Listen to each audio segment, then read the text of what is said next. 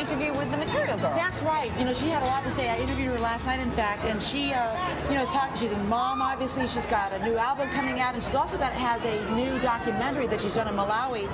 But I, of course, asked her the frivolous question about how she looks so incredible in their video with Justin Timberlake, and let's take a look at what she had to say.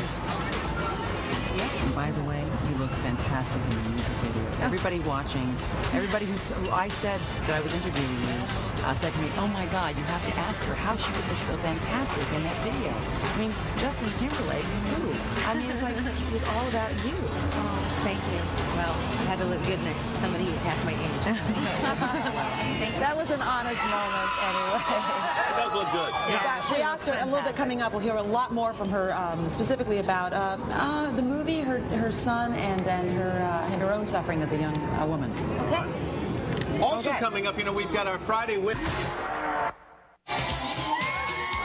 It's been nearly 2 years since Madonna first made headlines for trying to adopt a small child from the African nation of Malawi. And she has since become a voice for the more than 1 million children who are orphans in that country. And now she's behind a film on the subject, and Anne had the chance to catch up with her last night. I did that, Meredith. In fact, Madonna hit the red carpet at New York City's Tribeca Film Festival last evening, where her new film debuted. It's called I Am Because We Are. It's a documentary about the struggle of these children who've been orphaned by AIDS in Malawi. And afterwards, I sat down with Madonna to talk about the film and why she felt a commitment to help those children.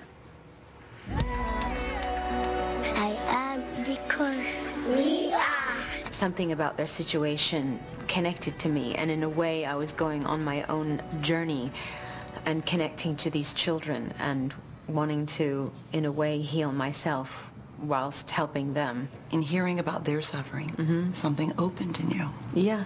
I grew up as a motherless child. I had a roof over my head, and I had food, and I had a school to go to, and I still thought that my world was going to collapse on me. So how could it be for these children who, most of them having lost both of their parents, having no roof over their head, no food to eat, how horrifying and frightening it must be for them. You know, I wonder how this revelation came to you. You know, this is going to be a thing, you know, for you.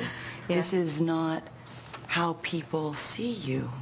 I think having children and having a family forces you to think about people besides yourself. I mean, you don't really have a choice. I think I just got to a point in my life where I thought, you know, I have so much, and it's a great tragedy if I don't use what I have to make the world a better place. I know that sounds silly or cheesy or like a cliche or whatever, but it's the truth. If I was challenging people to open up their minds and their hearts, then I had to be willing to stand at the front of the line. I appreciate and understand how people could be cynical. That's fine. I accept that. Why do you appreciate that people can be cynical? Because I think we live in a society where people are naturally suspicious of acts of altruism or generosity. Or maybe they might be suspicious because they might think, well, you know, Madonna changes all the time. Is this simply another fad du jour, a trend? Or is this something that's really core to Madonna? My reinventions are part of my evolution and my growth as a person. There are aspects of it that are frivolous, and there are aspects of it that are real. His name is David. I decided to try and adopt him. I don't see how anybody who really understands how complicated it is to adopt a child could say that someone chose to do that as a fad. It's just too difficult, it's too traumatic. It's been hard then to adopt David. We have not even been granted the full adoption. It's supposed to be happening in the next month. So for the last 18 months I've been a foster parent. I've been visited every 6 weeks by social workers who come into the house and make sure that you're being a good parent and that David's health is thriving, and ask you all kinds of invasive questions, and you have to put up with it and endure it. And, you know, I've been fingerprinted about 20 times and undergone psychological evaluations, and I think everybody who goes through adoptions has to do this, so I'm not alone. But, you know, I'd do it again. You would? Yeah. Why? Because David is amazing, because he's brought so much joy to our lives, and, well, I love him. And so it was worth it. I think most people will suffer for the things they love. And now at this point in your life, it seems that you're opening, there's some part of you that's softening, something that's looking for wisdom, usefulness. Well, thank God. What do you mean by that? Well, thank God I'm searching for wisdom and usefulness.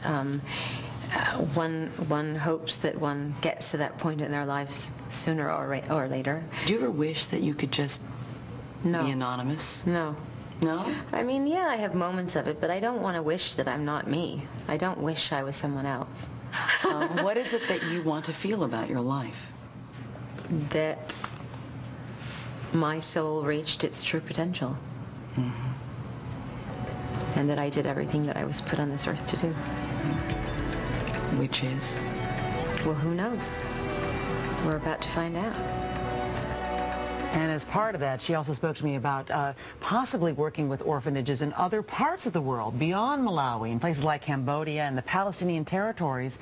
And she also does not discount the idea of adopting again. Wow. So this seems to be a new sort of beginning for her, she says. Good. Fascinating. stuff. Yeah, thanks very much. Thank you. Appreciate it. And up next, it's time to bid Nat adieu as he heads